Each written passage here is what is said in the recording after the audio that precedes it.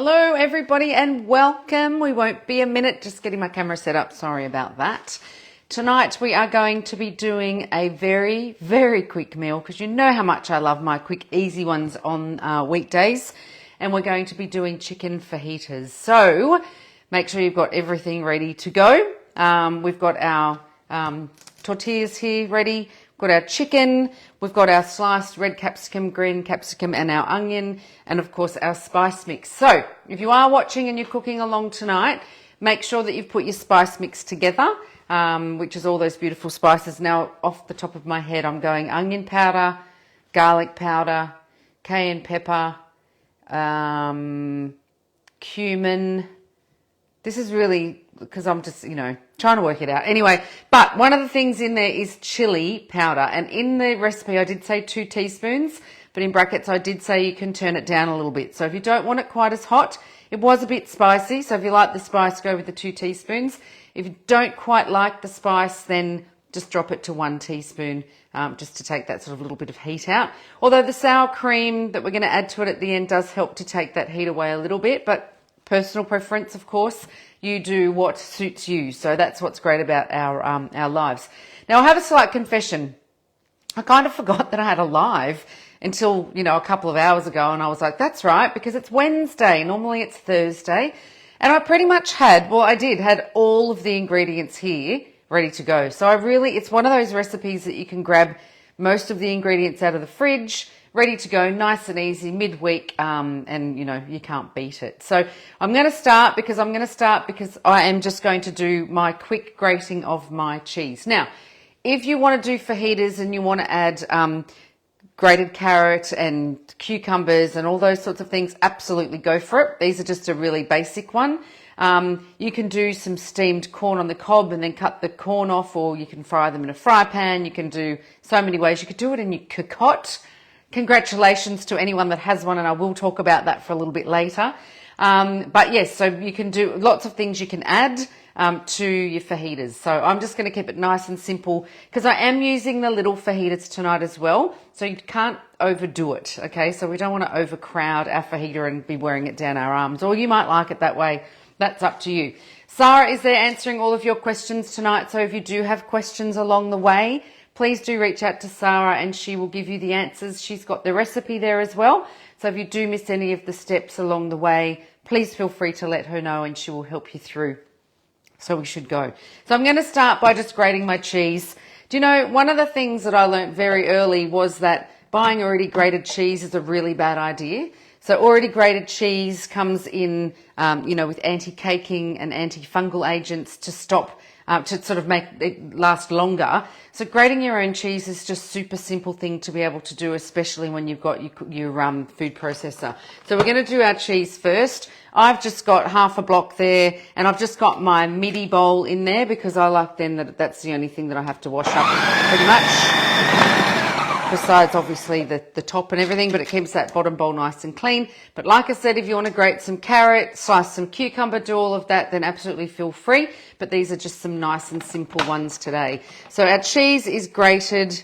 We're going to set that aside because we don't... Oops, sorry. So making mess, making noise. I do all of that. Okay, so we're going to pop our cheese there ready for later when we're going to put those all together. But what I love is then you've got that perfectly clean bowl on the inside. Oh, except one tiny piece of cheese. How did that fall in there? It's probably as I was taking the lid off. But that leaves that nice and clean as well. So we'll pop that aside. We'll get our bowl on and we will get ready to get going. So this really is a super fast and quick recipe. So hold on to your hats. I'm just going to set that quickly onto my stir fry. So just bear with me. So stir fry is under our cooking function and we're going to okay that, and I am going to drop it to 5.5 minutes for the first round. Okay, so when I was doing this recipe, I kind of looked at whether or not I could do it all at once, whether I had to do it separately. At first I was going to do the capsicum and the onion, and then remove it and then do the chicken and then add it all back together. But what I worked out is I don't have to do that, which is great. So I'm actually going to do my oil first. Sorry, let me just grab that. And I'm going to add just a little bit of oil to the bottom of my pan, my bowl, like so. And I'm going to hit start with the lid on because apparently it doesn't work without the lid locked in. So let's go with that. Okay, so we're going to let that run for about 30 seconds. I can't see how long that is, but we'll just do a wild guess. So what I've done is I've sliced my red and my green capsicums just like this, and also my onion. If you don't like, I'm not a huge fan, I don't mind green capsicum, but I like red better.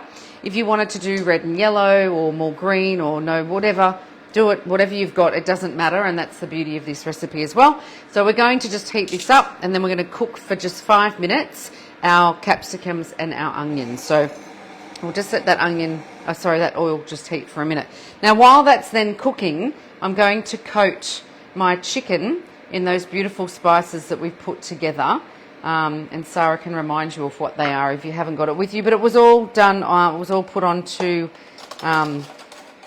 the Facebook page, so you'll be able to see that getting ready. And you know what you can do is do this seasoning in bulk. So the ingredients that I have given you tonight is basically for one batch, but it's a great one to have that you can use with beef. So doing beef fajitas, and that you can just have aside. Oh, probably should stop that. That you can do at any time and have it there ready, which is what we love. Okay, so I'm going to throw in my onion. Oh, don't you love that sizzle? And my capsicums, and we're going to pop that on. And I'm not sure how long that's got left, but about 5 minutes we want to cook those for. The thing I love about the stir fry mode is that it stops, it lets what's on the bottom cook, and then it gives it a good stir and lets that bottom come up, and then you've got the next sort of layering going through and stir frying those veggies for you. So we want to do that for about 5 minutes just to get them really cooking and getting them to sort of, you know, really start to get that flavour and that aroma going through your kitchen as well. So I'm just going to finish, and I am going to use, it's about 500 grams of chicken, which is about 2 chicken breast fillets. But like I said, you can do this with beef if you want and prefer beef fajitas. You could do lots of batches of it and, you know, have a great big Mexican feast if you like as well. And I also, you know, like I said, like to have this on standby, having a nice batch of it. So do a big batch. If you're going to do it properly. And then just guess, you know, put how much on it you want to put on it. But that was just basically the ingredients that I gave you. So we'll just give that a little stir through. We'll just give that. If you wanted to do this a few hours prior, you absolutely can pop it into the fridge, let it go, let it get all of that marinating and those flavours in there beautifully as well. And we'll just go. Okay. Now I'm going to serve mine with sour cream, cheese, obviously the onion and the capsicum mixture.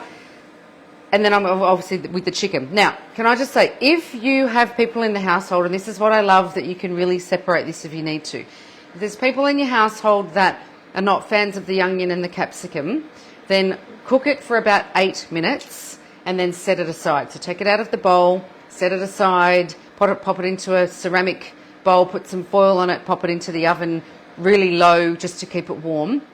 And then you can do your meat separately. So that is certainly an option, because I know in my household that is the way they'd prefer. They're okay with the onion, not so great on the capsicum. But yes, that's another option for you. So do it for another few minutes, set it aside, and then go with your beef or your chicken, whatever it is that you're putting in there. So we'll let that cook through, and then we'll get ready to put our chicken in. And I am going to talk about the cocotte very briefly as well, because I am so excited. I've been using it and using it and using it, and I know that Sarah has hers, and she's been using it a lot too. She's been doing some beautiful recipes. We've been making breads. Today I did a beautiful frittata that cooked for an hour. Oh my gosh, it was amazing. I'll tell you all about that.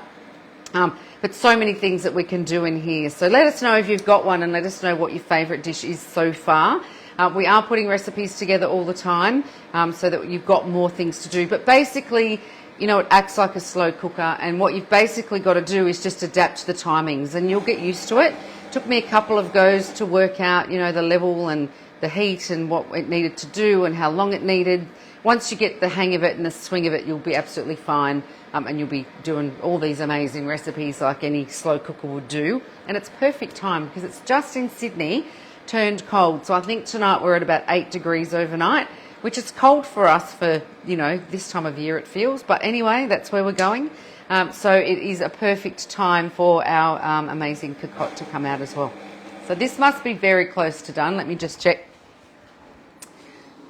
Okay, 40 seconds, and then I'm going to add the chicken. Now, like I said, this is a really quick, simple dish. It's a great weekend dish. I'm get to weekends, and I say to my kids all the time, I don't cook Fridays and Saturdays. I don't want to do it. I cook all week. I've had enough by then. But when it comes to dishes like this, they're so simple and so quick that they're easy to do when you have those nights that everyone's like, I don't want takeaway and I don't know what I want, and you just grab out what you've got and throw it together. So, you know, I can sometimes make exceptions. Well, I always make exceptions, let's be honest. I always end up in the kitchen cooking. But yes, so it gives you another option of just a meal that's ready to go. You can have your chicken finely sliced and ready to go as well, so that it's in the freezer ready when you are. So this is, see what I love is look at how that's mixed itself all together. So it's mixing all of the beautiful onion, the capsicums and everything in together, and that's sizzle. So I'm just going to give it a little stir just to scrape the sides down. I love the fact that it is making so much noise in there. And like I said, leave your capsicum and your onion in there, but if you want to do it separate, put it on for a few more minutes, and you'll know whether it's enough for you and whether you want it longer. Everyone's different as to how they want it cooked. I still like that little bit of crunch in my veggies when I cook them as well. Don't like them to be soft, so you just need to cook it to what suits you. Now I've added the chicken, and we're going to add another 5 minutes back to our stir fry mode. So the stir fry is great because it has that automatic stirring. It's at that 160 degrees. I just wish you could see how it goes in here. And if you're cooking live with me now, you know, you can see as it stirs that it really brings everything together. And I think that that's one of the things that when they do these new settings and they come up with these new functions on our machines, that they really make sure that it does exactly what we want it to do. So it gives it that really good coating and that really good stir together. So I'm just going to grab the cocotte. And this is her here, calling her, I think. She's so beautiful. We love it. So I have had this in my kitchen for quite a while now, and every time I do a Facebook Live, I'm like, can I show the cocotte tonight? And they're like, no, you can't show it, you can't show it. I can show it now, which I'm really excited about. So we have had it available on our website, and it's been available for just a couple of weeks. It's gone really well. Like we knew that it was going to go well, but it's gone exceptionally well. There's so much talk about it. There's so many great, people sharing on there with their Facebook pages and everything as well, which we're really loving. So thank you for that. Obviously, it's a new product for us. If there's any issues, teething issues, always let us know. But, I mean, I've loved mine. I have had no issues with it at all. It's funny because I had a slow cooker years ago. I gave it away, and I didn't really miss slow cooking. If I needed to slow cook, I would do it in my Cook Expert.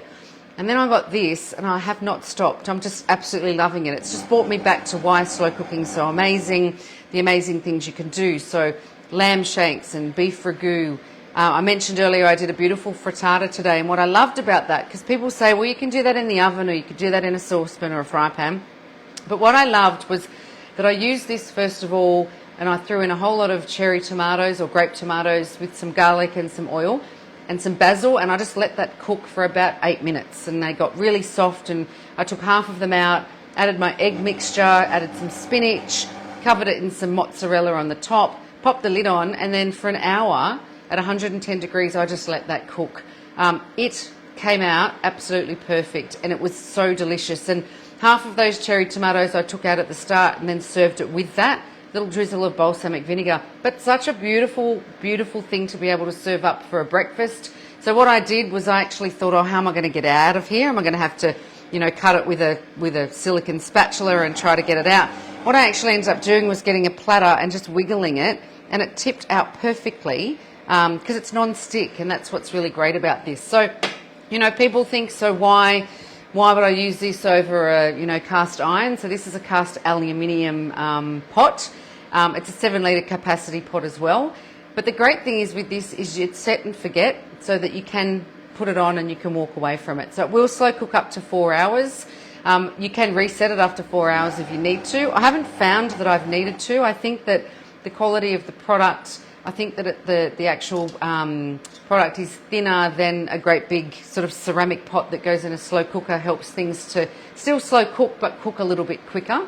So the lamb shanks are coming out absolutely beautifully. The other day I did a chicken Alfredo, which I think is going up on the Facebook page in a couple of days, I think early next week. And all I did was cook some chicken breasts in some cream and some stock. And then I took them out, shredded them, put my pasta in and let it cook in the juices. And then I added the shredded chicken back in there. Oh my gosh, it was delicious. But again, so easy because we're using one pot. So we're not having to use a fry pan and then go into the slow cooker. A lot of slow cookers, you can't brown in them. It's just basically for the slow cooking. So it's really great to be able to do your browning. So not only will this go into our Cook Expert, but it will go into the oven and it'll also go onto our hot plate. So if you're doing, gas, induction, electric, whatever hot plate you have, this will go on there, which has been fabulous as well. And we're absolutely loving it for that. So nice and light compared to your cast iron. So cast aluminium and that beautiful ceramic coating on it. Honestly, nothing sticks to it. Everything slides off and it's so easy for cleaning. And I think for me, that is an absolute winner because I am not a fan of washing up. I love to cook, but the washing up bit stinks. Anyway, so yes, so it's a really great one. And if you're umming and ahhing, sitting on the fence, I have got TVSN on Saturday. Two and a bit shows. So you'll see me on the morning show at 8:30, just with a very quick sort of hello, and this is what we're doing today. I'm then going to do a 9:30, so that's a 55-minute live, and then another one at 3:30. So it's going to be a very busy day. I'm really looking forward to it though. Really looking forward to be able to really show you what this can do. I'm going to be doing some beautiful slow cooking, but I'm also going to do baking bread in here, which I have to say is amazing. So make sure you look out for that one, and that's Saturday. At the moment, we're still on channel 16, but we will be flicking over on TVSN, I think goes to 77. I think it might be the 1st of July or something like that. But at the moment, channel 16, or I think they play it through Foxtel as well. Now, I am just going to give that a stir. Now, depending, of course, on your chicken, how you've cut your chicken, how thin it is, depends on obviously how long. I've got a few bits of chicken that aren't ready in there. So it's still a quick meal, even if I have to add a couple of minutes. So let's just add a couple there, because I don't think my chicken's quite cooked. So we'll just add that little bit there. But it was 5 minutes for that beautiful onion capsicums to fry off, and then basically 5 to 10 minutes, depending on the sort of thickness of the chicken, for the next part. So again, you're going to have dinner in less than 15 minutes, which I think is absolutely amazing. So let's get ready. It's going to move my cocotte, isn't she beautiful? I hope that you that have that are absolutely loving it. But I'd love to hear from you now if you've already had yours arrive, and what you've made, and how many things you've made, and how many, what you're doing. I know a lot of my recipes weren't quite up on the app yet, but they are working on getting them all up for you.